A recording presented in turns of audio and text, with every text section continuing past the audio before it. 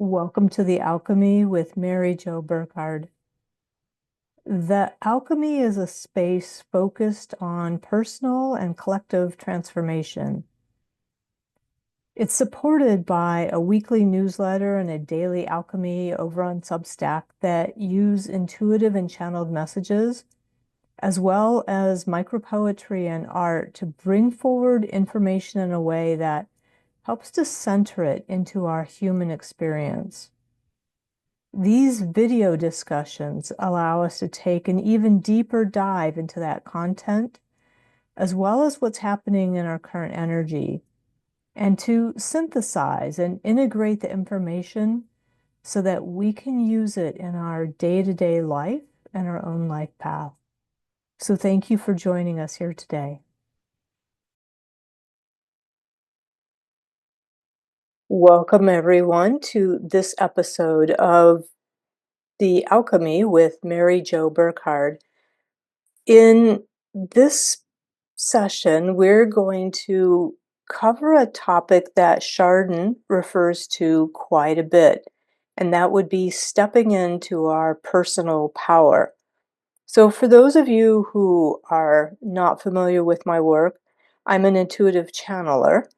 And when I say Chardin, those are the guides that I channel. And so I bring together in this period, in this podcast, information around what has come through in channeling in the Chardin Connection, which is sort of a standalone episode that provides channeled content around a topic or an interview, and the information that comes out in my alchemy, which is over on Substack, maryjoburkhard.substack.com, or in times when I work with people one-on-one in Reiki or other types of sessions.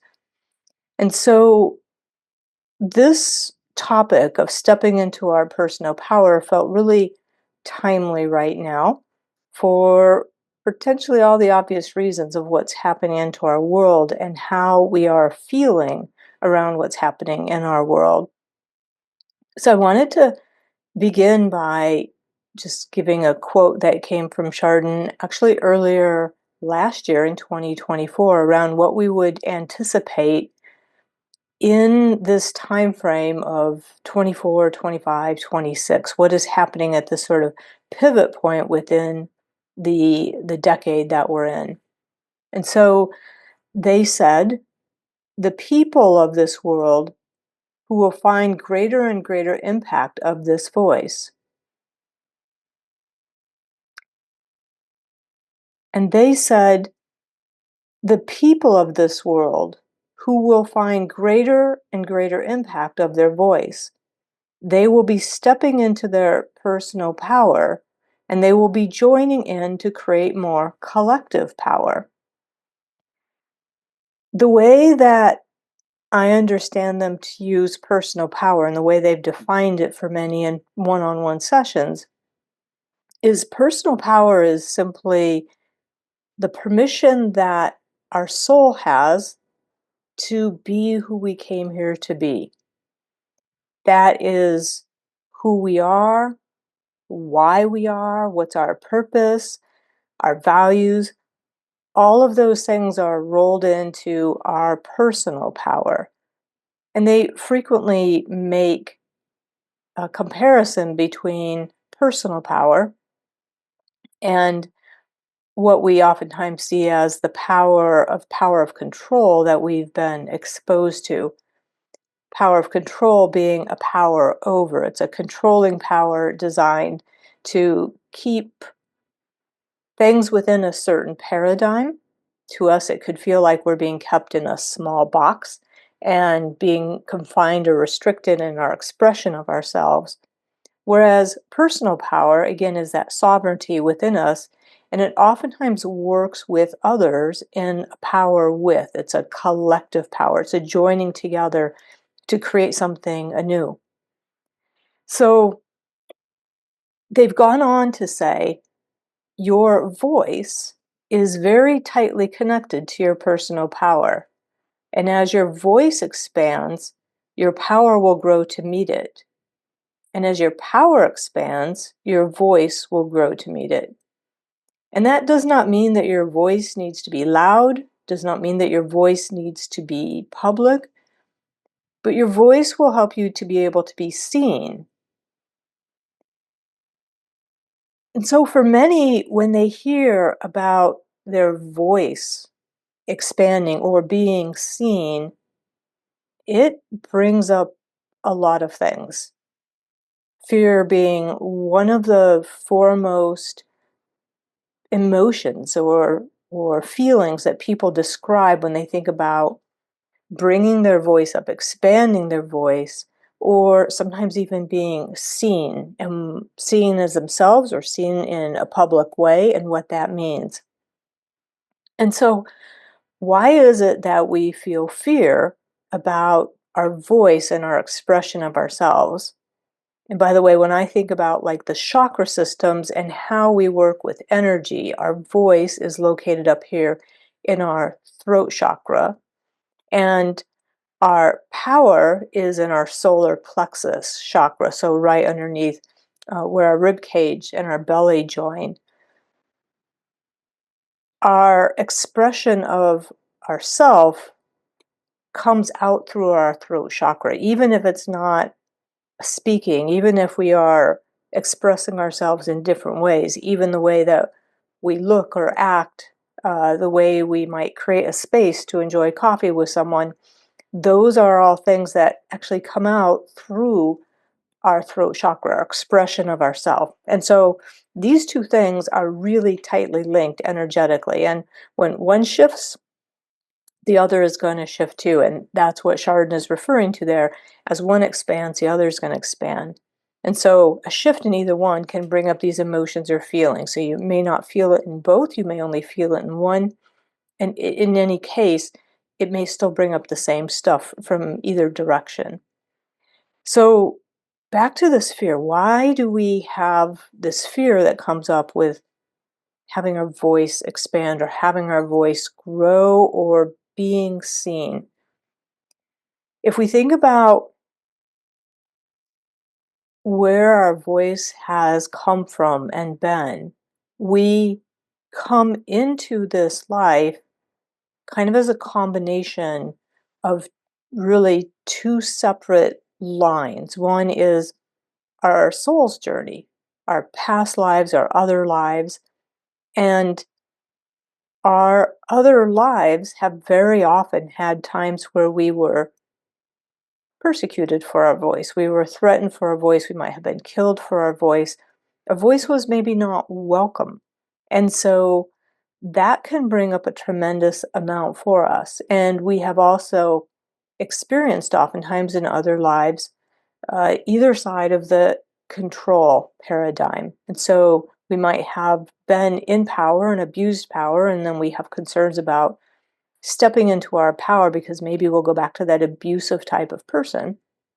Or we may have been subject to abuses of power, and we have fears because of that. We also come into this life and we come into a human body. And our human body is comprised of our DNA lineages, our ancestral lineages. So if we go back through our mothers, like all of the grandmothers on our mom's side, and all of the grandmothers on our dad's side, and all of the grandfathers on our mom's side, and all the grandfathers on our dad's side, we have ancestral lineages. Many individuals within those lineages have experienced the same things I just described for our soul's journey. And they may have fears that are embedded into our epigenetics and into parts of our lineage.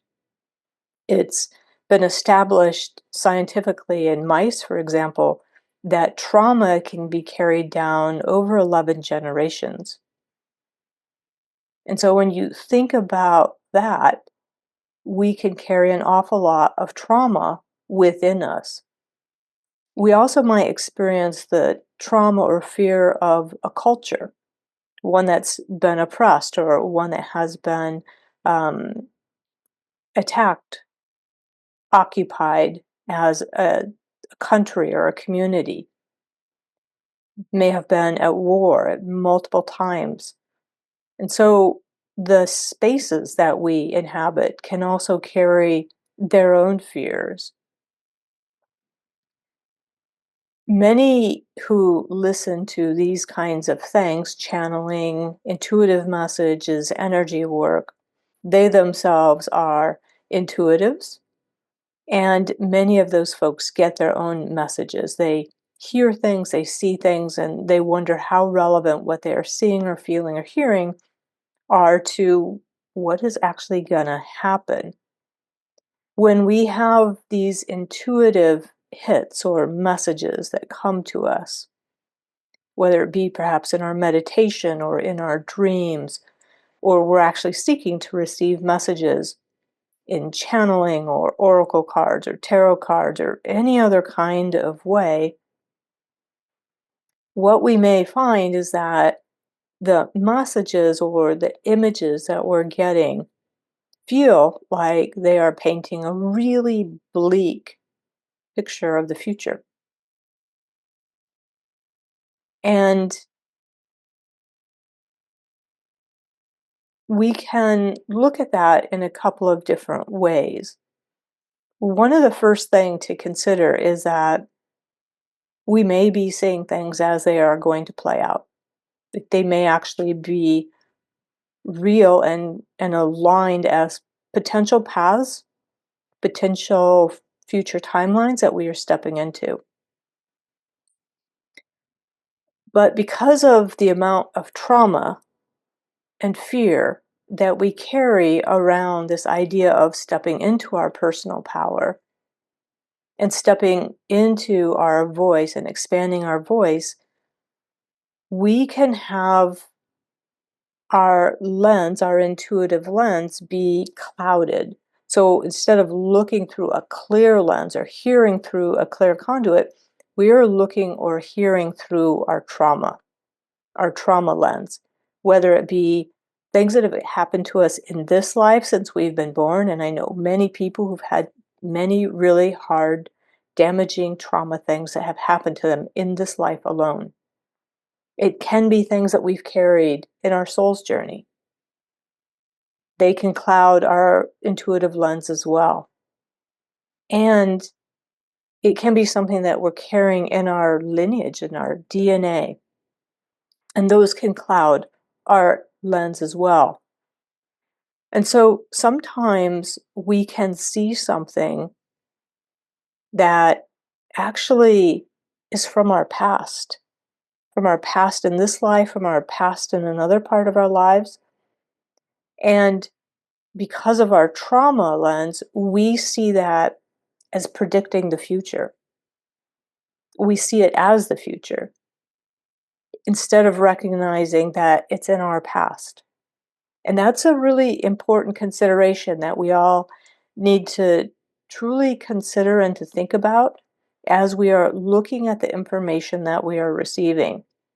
Because parts of the information that many are receiving are that there is a tremendous amount of light and higher vibrational frequency energy that is coming onto the planet.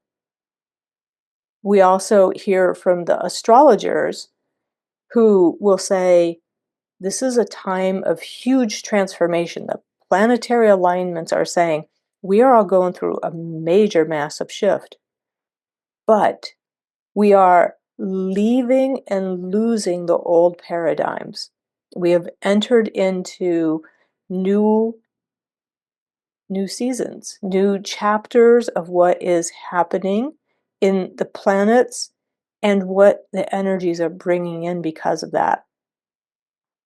And so, as we think about the messages that many are getting at a big collective level that say things are changing and it's a really tough period right now, but there is significant light coming in and significant change by the end of this decade that takes us forward into things that feel like very different timelines. Doesn't feel like we'll be completely out of all of this, but we will be in a place where we're beginning to truly see the the light and the shift and the energy taking hold, that there are roots coming down, that we can see the beginnings of a pretty clear path that's going to take us forward to the middle of the century and even the end of the century.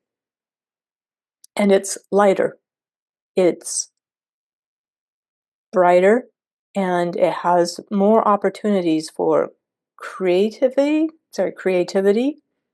for innovation, for growing, for being something new and doing things that are new. So both of those things seem to go together. So when we feel those fear things come up, it's really easy to grab onto them and say, okay, like I just don't want my power to come up. I'm afraid of all this power stuff. Power's gotten me into trouble in some way or another in my life, this one or another one. And I'm gonna push that down and push it aside. But a phrase that Chardin uses is like, we can't change. We can't not change. We're changing. We're in a planet that's changing. We are in a world that's changing, and we are changing. And so really the question is, how are we going to flow with that? So I want to just read another quote from Chardin. And this was in one of the alchemy messages that came in that Substack. So if that's something that you're interested in, seeing something like this on a weekly basis as well as daily alchemy, which are different kinds of messages, again, head on over to Substack. So I'll just read this one from Chardin. You are free and sovereign beings, free to be who you came here to be, free to allow others to be who they came here to be, free to connect with each other, your planet, life around you, and the cosmic and conscious connections to your soul.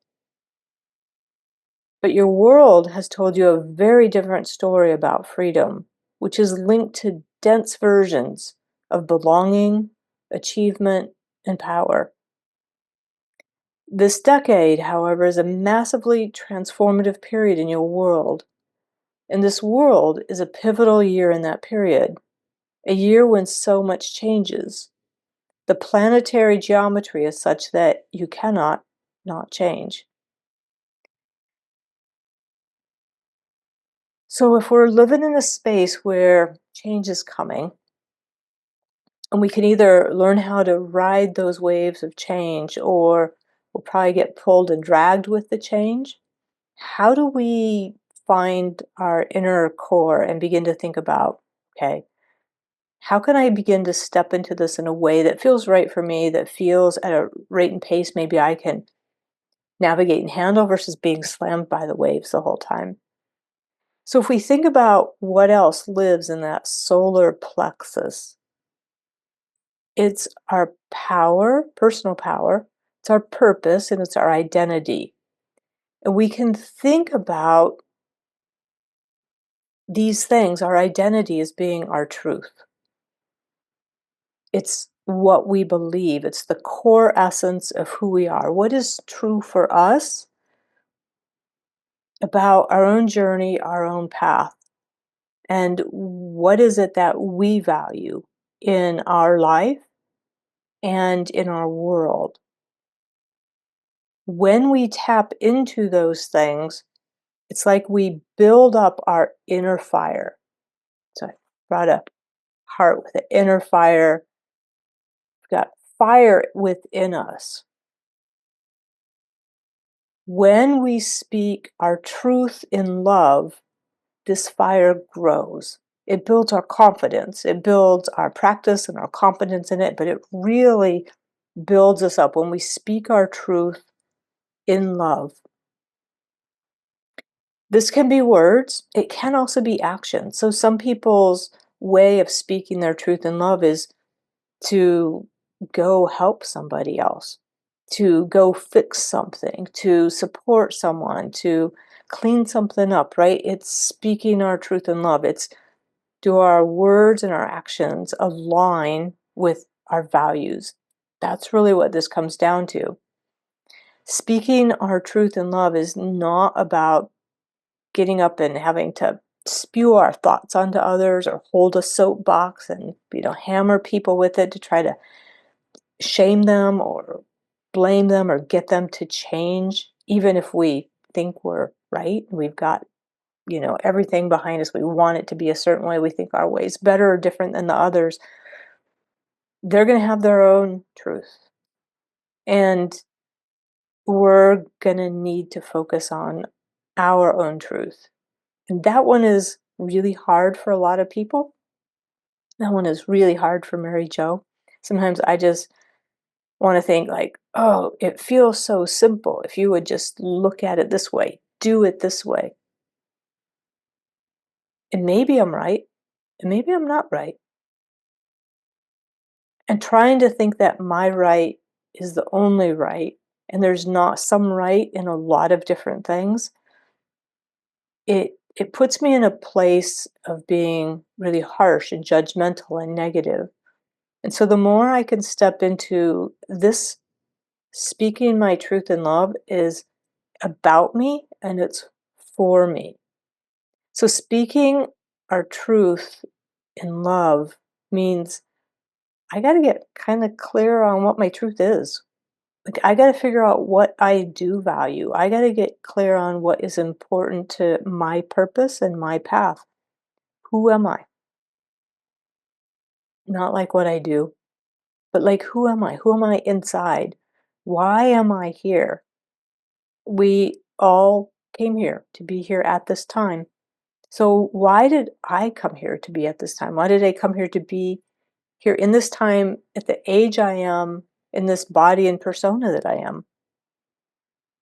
I might think, well, if I was younger or if I was older, I would do this, but I am the age I am, and you're the age you are, and I'm in the location that I am. So why am I here? What do I believe? That's not really a religious question. You can put it into a religious question if you like, but it's much more about what I believe in the way I act or respond or how I'm connected. And what do I value?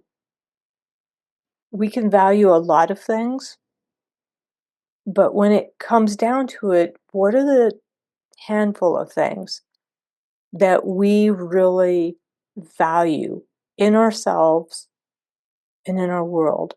Because those are the things then that we want to spend time helping to create or build or foster or nurture in the world. But when I get really clear on what is my truth and I begin to speak that truth or live that truth, it shows up in my actions. It shows up in what I do and how I interact with others and the space and the energy that I carry and hold. Because when we have done the inner work of getting kind of free and clear of some of those stories and beliefs that we just picked up along the way, they might have been taught to us in school, or we got them from our family, or we picked them up in all sorts of ways and places. We get rid of those and we find the ones that really inform our worth, the worth of others. What does sovereignty look like? What does freedom look like? So, looking at those things, getting clear on what that means for us, then our truth simply flows out from us and how we live our life. And once we change us, we take that changed us everywhere we go. Everywhere we go. And we carry an energy signature with us. And so, if I've released some of the gunk, then I'm bringing a different energy frequency into the spaces that I'm in, whether I go to the grocery store, whether I go to a restaurant, whether I'm just walking on the sidewalk, whether I'm meeting with people. I bring that energy with me wherever I go. And I bring that energy with me as I think about what I want to create in the world.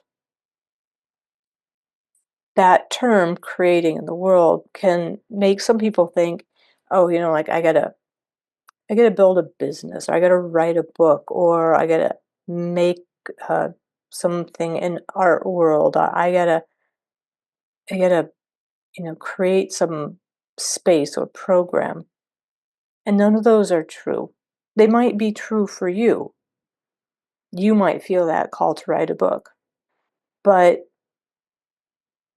what we create in the future is really much more about ways of being. It's about creating things that will shape us, shape our community, shape our collective. It's about building and creating our interconnections. It's about building and creating our energy and our world for the future. What do you want there? That's the sorts of things that we begin to look at how we help to create those. And sometimes they are big projects, and you might join with lots of people to help create those. And sometimes they're really small. They're just something that you do individually with the way you create. Again, I'll go back to this, the way you create a space to invite somebody to coffee, where you then listen and you are listened to. And once we're listened to, that helps us heal. So you've created literally a healing space over a cup of coffee. That is helping to create our future. So that's just a small example, and you can find all the ones that apply to you. So as we think about personal power, it's really, again, back to the freedom to be who we came here to be, so that we can live the life and the purpose that we came here to be, so that we can help to create the future that our soul came here to help be part of. We're helping to usher that change and shift in. I do feel in the collective space a tremendous amount of fear around all of this. When we feel that fear come in, if we try to brace against it, it just kind of buffets us. It hits us hard, and it can make us then crunch even harder. So when that fear comes in, if we can acknowledge it, like, hi, fear, or sounds of silence. Hello, darkness, my old friend. Hello, fear, my old friend. Hello. And just breathe and let that settle. You might have to do that a few times. Physically taking our shoulders down from our ears, bringing them down, breathing, getting our feet on the ground, having a sip of water. These are the things that can help us feel a little bit more in our body. But fear it's just a messenger. Fear doesn't control us unless we let it. And the best way to begin to combat any fear that we have is to simply to do the thing, or to do a small portion of the thing. There's a quote that says, if you hear the voice that says you cannot paint, paint. Pick up the brush and paint. If you hear the voice that says your voice isn't worthy, find a place where your voice can feel worthy. Speak, write, express yourself. We're not the fear. The fear likes us to think that we're the fear when it comes around, but we're really not. We're love. We're an energy that can change the world. And that's what we came here for, to be part of this shift and this change. At whatever level, whether we think it's really small what we're doing, or we think it's really big what we feel called to do, doesn't matter. The energy is the same. It's the energy of change. It's the energy of transformation. To take good care Be gentle with yourselves. You have been listening to The Alchemy with Mary Jo Burkhard. For more from Mary Jo and The Alchemy, please visit maryjoburkhart.com, or you can find Mary Jo Burkhard over at Substack, YouTube, and Spotify.